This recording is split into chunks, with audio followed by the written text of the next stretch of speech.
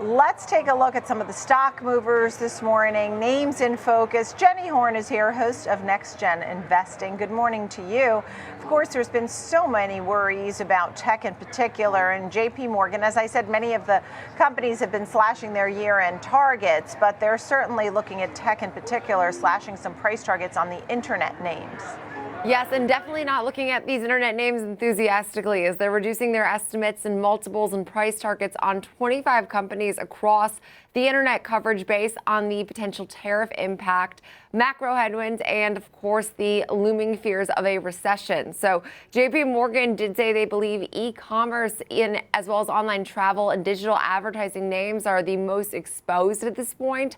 They did also say that streaming subscriptions, cloud, and rides and food should provide more resilient, relatively speaking, of course, but said there's no macro immunity in the internet space at all. Only degrees of resilience. After we did see, obviously, a substantial pullback in these names. They said that right now their basically forecasts are predicting a 60% chance of recession in 2025 and that real GDP will decline in the U.S.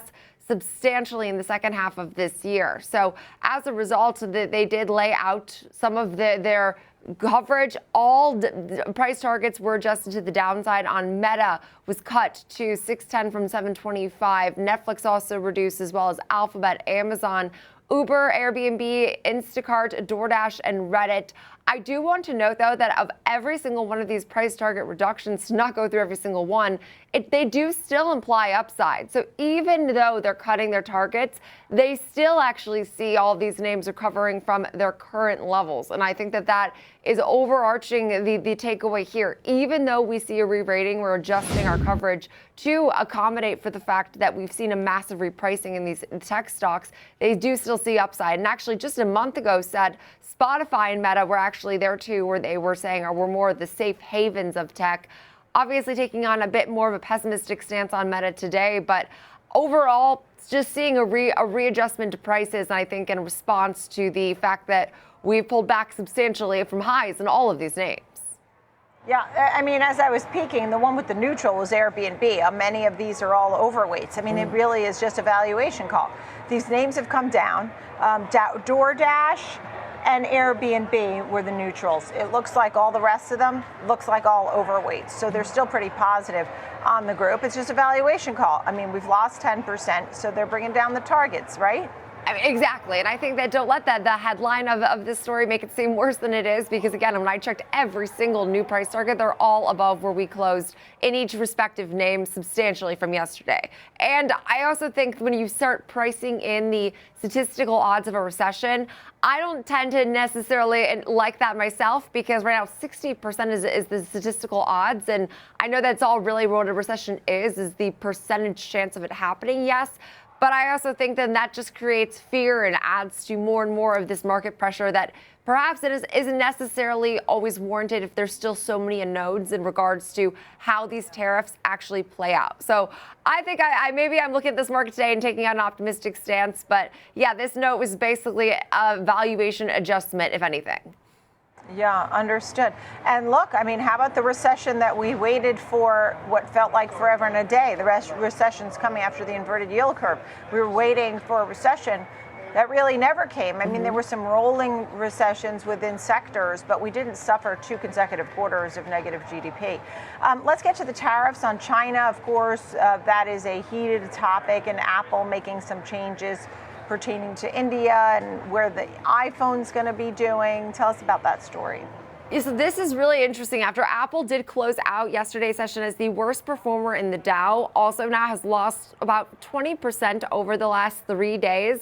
So that's its worst 3-day stretch since 2001. So yeah, Apple's definitely seen, they've been a bit late to some of the pressure, because for a while they were our more resilient tech name. That's not been the case, at least in these markets over the last several sessions. But they are planning to ship more iPhones from India to the U.S. to hopefully avoid the high costs caused by the new tariffs on these Chinese-made products, according to reports we got from the Wall Street Journal. So the move does come, of course, after the tariff package did raise duties on Chinese imports to at least 54%.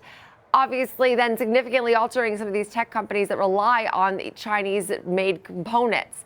The tariff, though, on Chinese goods could increase Apple's hardware costs for an iPhone 16 Pro by an estimated $300. So right now, the Pro Max price at just shy of $1,600 could reach at the of course, forecasted range of around $2,300 with a 43% price hike. Experts are warning this price hikes will make it less competitive in not only the U.S. market but overseas. Bank of America did actually note that Apple was already on track to manufacture 25 million iPhones in India this year. So with about 10 million were intended for the local Indian market. They're basically saying if they're able to redirect this production to the U.S., they could see supply of up to 50% for the American demand for that device. And that's their flagship product. I mean, it still accounts for roughly half their total revenue. We do know that has been taking on a hit. As we saw last quarter, sales came in slightly beneath where we were a year ago. So the iPhone 16 has been so much of a momentum driver for this name. People calling for a super cycle that seemingly is kind of dissipated that narrative, but at least right now trying to diversify its supply chain and dealing with some of these additional challenges. And if anyone can do it, Apple is the most cash-rich company in pretty much our entire coverage. They should be able to handle right now the inflated costs, but obviously when you are so much exposed to the overall market as Apple is, you're very important to not only the strength, but hopefully the comeback of these overall markets. All right, Jenny Horne, great to see you. Thank you. And we'll continue to watch all those names. Thank you, Jenny Horne.